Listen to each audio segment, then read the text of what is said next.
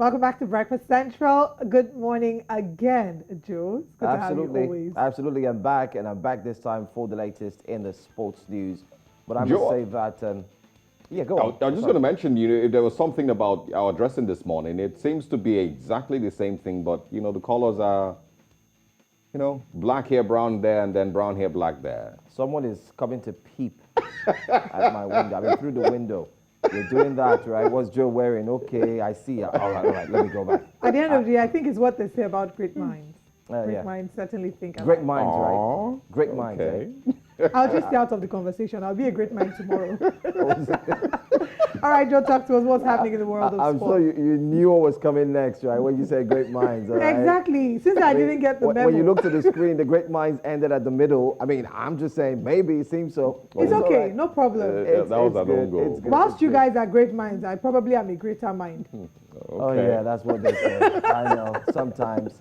Anyway, let me bring you guys up to speed, and of course our viewers from across the continent of Africa with the latest story from the world of sports. Now, Kenya will not take part in the 2023 Africa Cup of Nations, whose qualifying campaign starts in early June. Kenya is unable to take part because of its ongoing ban from football by world governing body FIFA because of governmental interference in the running of the game. The East African nation had needed their ban to have been lifted 2 weeks before their First Nations Cup qualifier if they were to take part in the 2023 campaign. However, this deadline, which came on Saturday, the 21st of May, passed without Kenya being readmitted to the international fold. The Harambee Stars had been due to play in Cameroon on the 4th of June before then hosting Namibia 4 days later. Now, this is it. It means that Group C will now comprise of Cameroon, Namibia, and Burundi, with the top two qualifying for next year's tournament in Ivory Coast. So the ban imposed by FIFA in February came after Kenya's sports ministry disbanded the Football Kenya Federation as FKF over alleged misappropriation of funds and especially appointed a caretaker committee in November 2021. Now, despite this action, Kenya were included in the draw for the 2023 Nations Cup with the Confederation of African Football, that is CAF, giving them a deadline for the ban to be lifted to participate. But guess what? They didn't actually follow through with that. And that's more reason why they will not be in the coming African Cup of Nations. And that's quite sad, a bit pathetic to note that Kenya will not be there, not because they couldn't be there or because they didn't qualify, but because of governmental interference, which is one of the rules that FIFA continues to bring up to all countries. There mustn't be a government interference in sports, and that's exactly what Kenya failed to do. And even when they were given that deadline, it seems that everyone was like relaxed and said, you know what, let it be, let the hammer fall on us. And that's a story that you will definitely get. That's the latest coming from Kenya. Quite sad that they will not be there in Group C.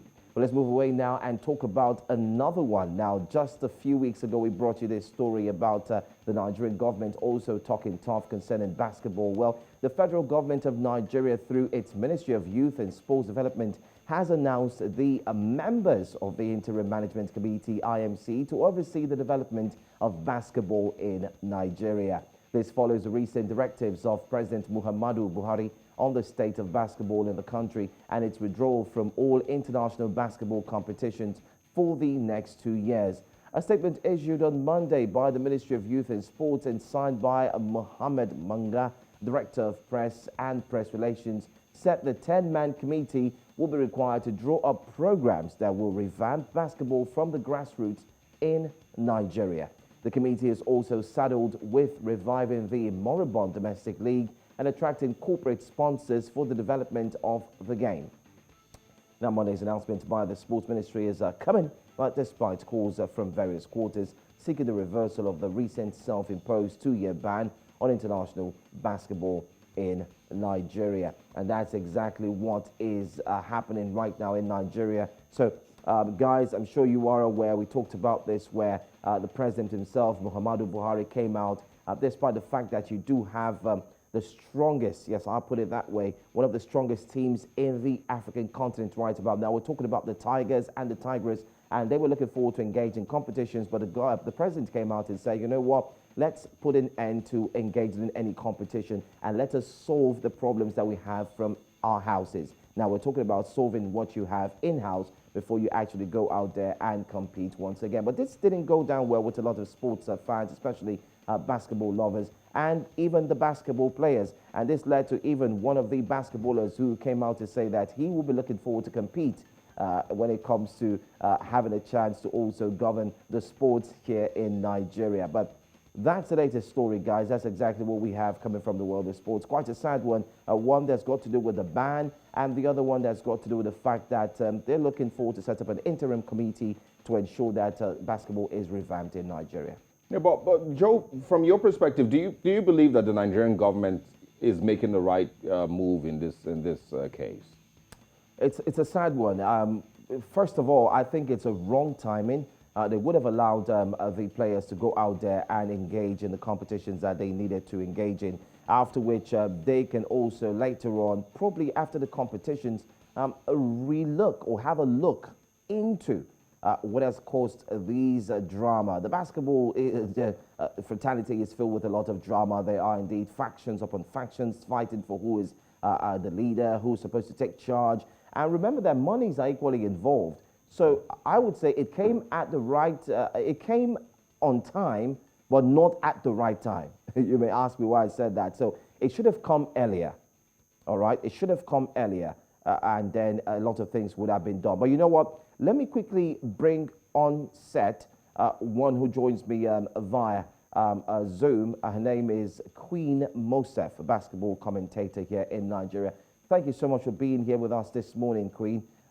Let's take a look at this recent situation that's ongoing right about now. A committee has been set up to oversee the running of basketball. Do you think there is a chance for Nigeria's representation at the World Cup? Do you think there would be a turnaround if we're going to see anything like that?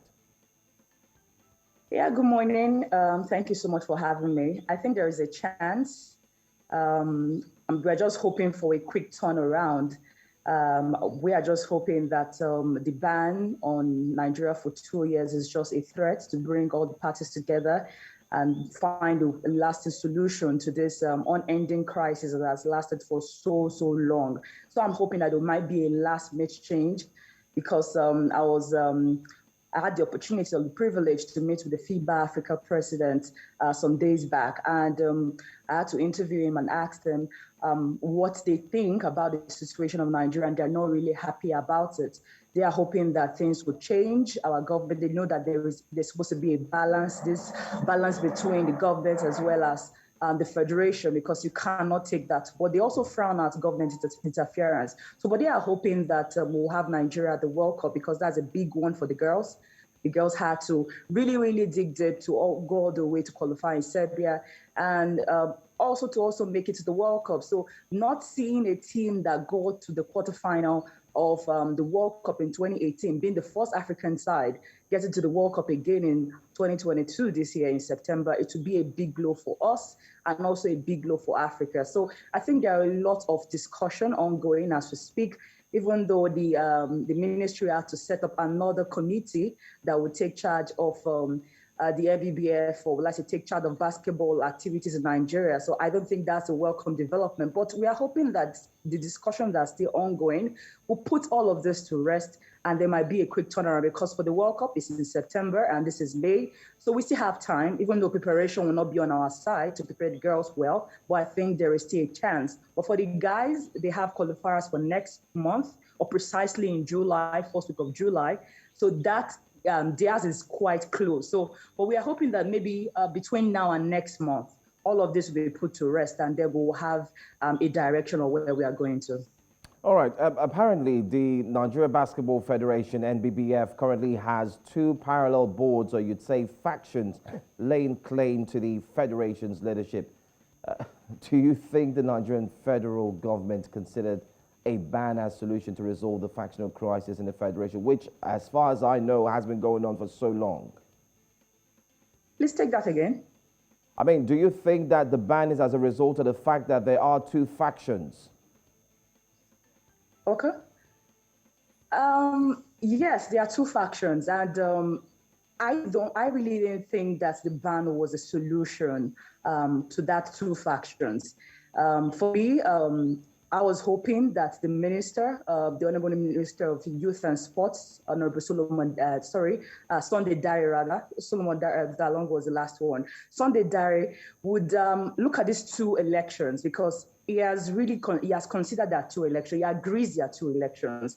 And time again in the last few months, since February or since January when those two elections held, he agreed that there are two elections. But can you just come out and then take a side, pick a side, strongly pick a side on who do you think will hold the waters? Who do you think is the MBB of the legitimate board of the NBBF? So, but one faction is already recognized by FIBA, and that's the KIDA-led faction. And the other side is the IG Gotcha, which they are saying that the ministry gave them the directives to go on with the election. So now we need to pick a side, and that is now on the feet of the Minister of Youth and Sport, Sunday Dare, to pick a side. So are you going with the board that is backed by FIBA, or are you going with the other board? So it all depends on where he stands, because right now he's not here. Is not there. It's like he's sitting on the fence, and sitting on the fence does not really look good for us as Nigerians or as Nigerian basketball enthusiasts or the players and all of that. It doesn't look good for us. So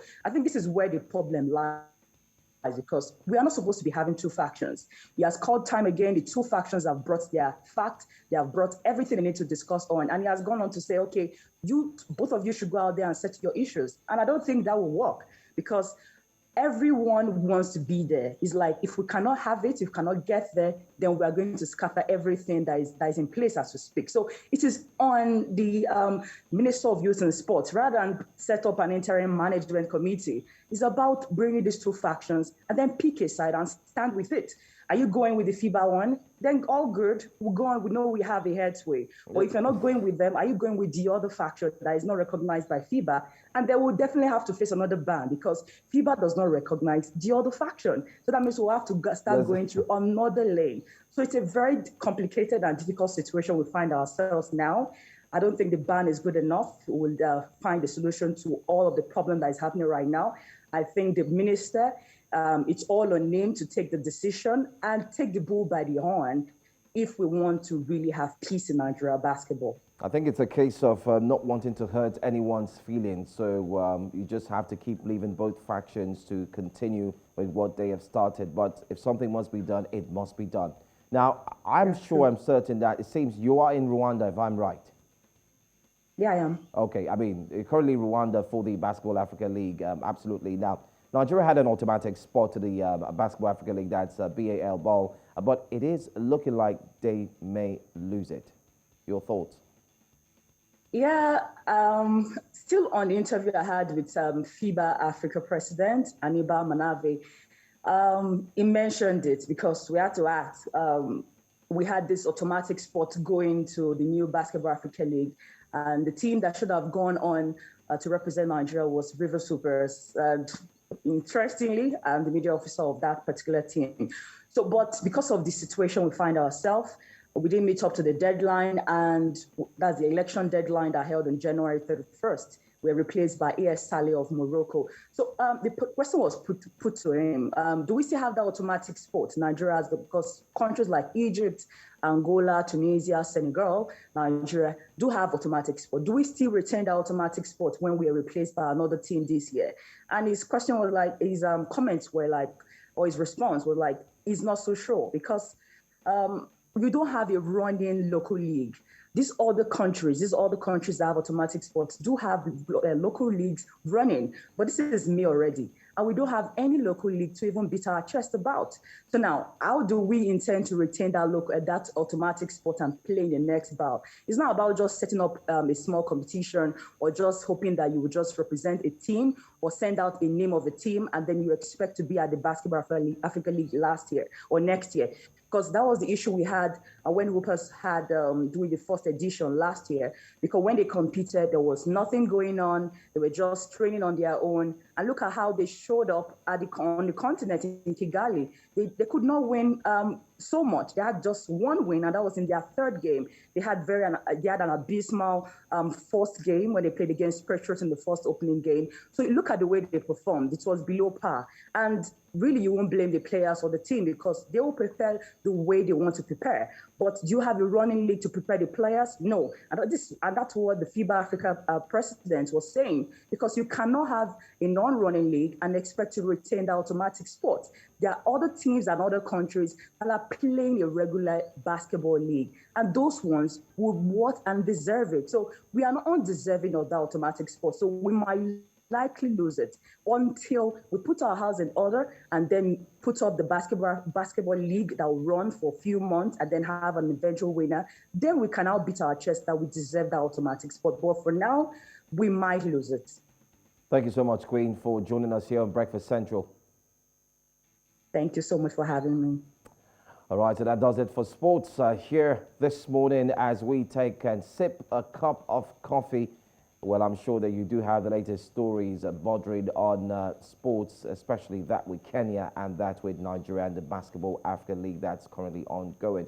Back to you guys, Osawage and Olive.